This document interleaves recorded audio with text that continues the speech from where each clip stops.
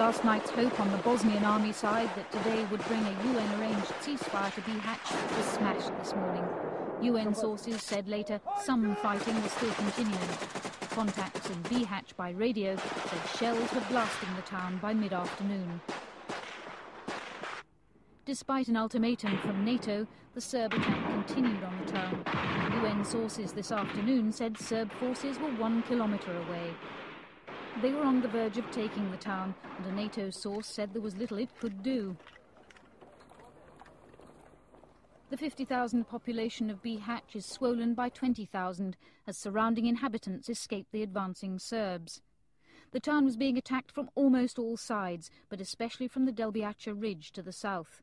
The Serbs hold 2/3 of the high ground, burning villages as they advance into the UN-designated safe area, which comprises the town and immediate environs. Serb artillery is also coming across the border from Serb-held Croatia, according to contacts in the town. To the north lies territory held by the Bosnian army, and it's towards this area that inhabitants were fleeing this afternoon, according to the mayor of Bihać, who was contacted by radio and telephone link this afternoon.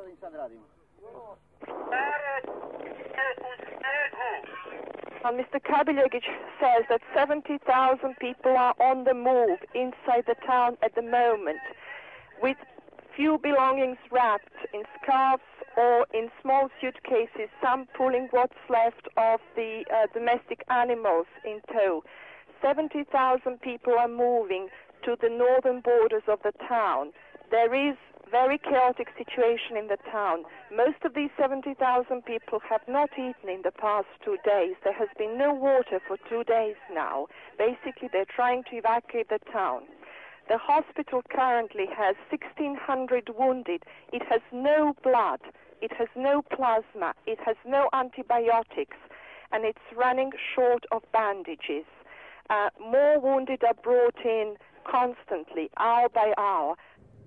The town, which 18 months ago looked like this, is now sustaining around 100 deaths a day.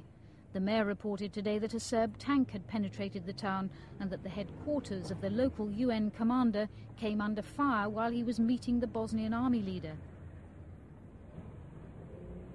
Talks in the Bosnian capital, Sarajevo, between the two sides adjourned with no satisfactory outcome. What are the conditions for the ceasefire?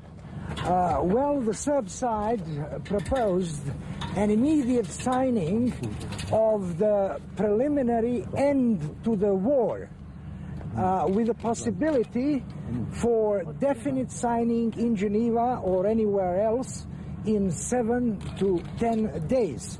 Without prejudging the territorial questions.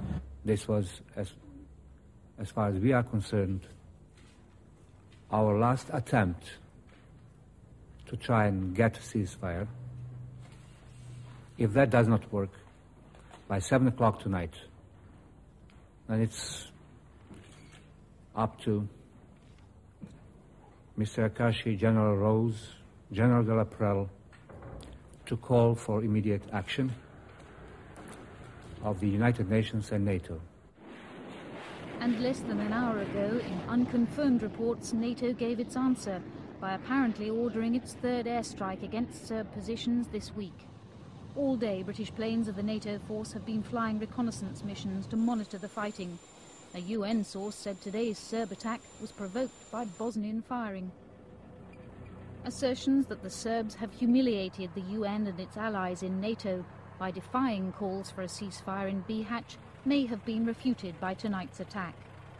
But UN troops are still pinned down by Serb forces in central Bosnia and in Sarajevo. And the people of Bihać face another night of fear and uncertainty.